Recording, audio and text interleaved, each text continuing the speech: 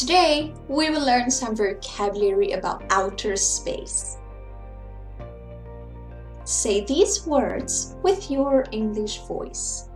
Radiation. Radiation.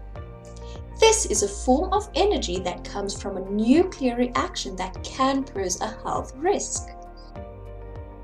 Lightyear. Lightyear. This is the distance that light travels in 1 year, and this is about 9.5 trillion kilometers. Black hole. Black hole. This is a region in space where gravity is so strong that nothing, not even light, can escape.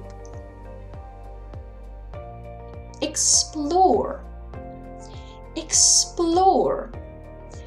This is to travel around a place where you have never been to find out what is there. Nova. Nova. This is a type of star that shines much more brightly for a few months as a result of a nuclear explosion.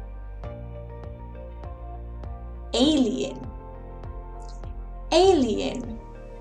This is a creature from a planet other than Earth. Flying saucer.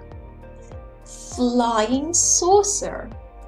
This is an old-fashioned word for UFO, which is an unidentified flying object, which is an object seen in the sky that is thought to be a spacecraft from another planet.